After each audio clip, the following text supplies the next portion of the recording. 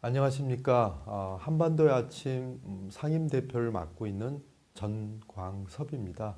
그리고 대통령 직속 국가균형발전위원회 본위원도 맡고 있으며 지방자치학회의 상임이사도 맡고 있습니다. 이제 우리 사회가 정보화 사회를 거쳐 새로운 4차 산업혁명의 시대에 살고 있습니다. 또한 사상 초유의 언택, 비대면 시대를 경험하고 있습니다. 저출산, 고령화로 인하여 비수도권의 많은 지역은 서서히 소멸의 길로 치닫고 있는 지방 소멸의 시대를 직면하고 있습니다. 지난해 말 전체 인구의 수도권 인구는 50%를 훌쩍 넘어섰습니다. 사람과 기업이 수도권에 집중되면서 지방의 인구는 감소하고 있고 경제는 활력을 잃고 있는 게 현실입니다. 제가 한반도의 아침에 참여하게 된 계기는 지역 간의 격차를 해소하고 그리고 지역이 좀 더 강한 나라로서 균형 잡힌 대한민국을 통하여 우리 국민 모두가 골고루 잘 사는 그러한 나라를 만들기 위해서는 한반도 전역에 대한 어떤 균형 발전의 전기가 필요하다는 그런 생각이 간절했기 때문입니다. 현재와 같은 이러한 9조 원 내외의 국가 균형 발전 예산이라고 합니다. 국가 균형 발전 예산을 위한 특별회계 이러한 재정 지원만으로는 지역 간의 불균형을 해소하고 그리고 지역의 특성에 맞는 자립적 발전을 해결하는 데는 일정 부분 어려움이 많을 것으로 보여집니다. 지역 스스로가 생존을 위한 창조적 사고의 파괴를 통해서 자구책을 구하는 등 근본적인 해결책이 필요하다는 그런 생각입니다. 그렇지만 이러한 지역만으로는 이러한 문제들을 해결하는 데는 어려움이 많습니다. 그래서 중앙정부 차원에서의 어떤 제도적이고 재정적인 지원책이 필요하다고 할 것입니다. 또 다른 한편으로 좀 보면 지금 현재는 이 디지털 경제가 가속화되고 있습니다. 국가 전체를 놓고 중앙과 지역의 문제가 아니라 이미 우리의 경제 모델이 디지털 경제로 바뀌어 가고 있습니다.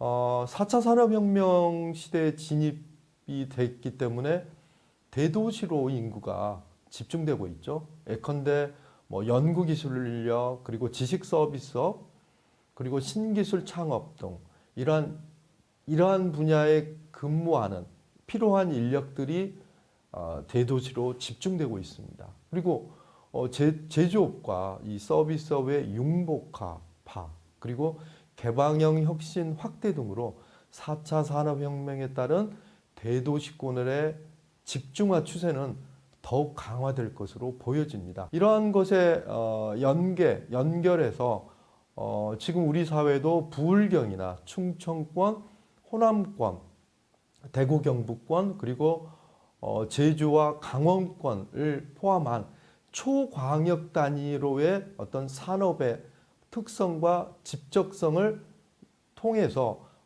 이 권역별 경제 활성화를 도모하는 움직임들이 보여지고 있습니다. 또한 단일 거점 대도시권 전략보다는 거점과 연계 중심의 초광역권 확대를 통한 다핵 연계 발전 전략이 필요하다고 보여집니다.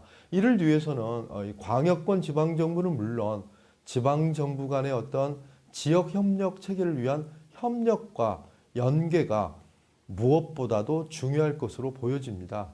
그 중에서도 산업과 일자리가 담보돼야 하고 미래 사회를 위한 데이터, 기술 인력 육성이 집중돼야 할 것으로 보여집니다. 이를 위해서는 이러한 제가 좀 전에 말씀드린 초광역권 협력 발전을 위한 재원 조달에 대한 집중적인 지원도 이루어져야 할 것입니다.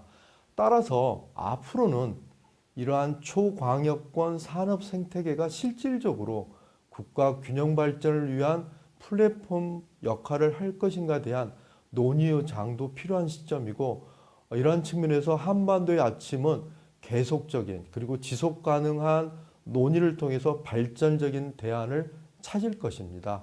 또한 이민년 올해 새해에는 32년 만에 지방자치법 전부 개정안이 통과가 됐습니다. 그래서 이 지방자치법 전부 개정안에 보면은 중앙과 지방에 대한 어떤 협력회의법 그리고 주민조례에 관한 법률이 시행되게 되었습니다.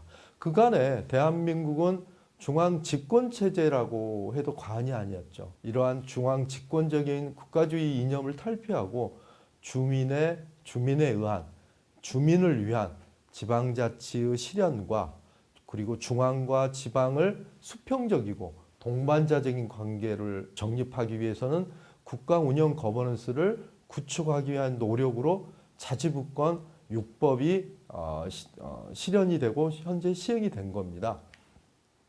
또한 이 자치경찰을 위한 경찰법 개정안 그리고 제1차 지방이양 일괄법 제정 고향사랑 기부금법 제정 이런 것들이 자치분권을 위한 여러 가지 그간의 노력들이었습니다. 현 정부가 자치분권 사전협의회 그리고 2단계에 걸친 재정분권을 이뤄내면서 여러 가지 자치분권에 대한 획기적인 변화를 가져왔습니다.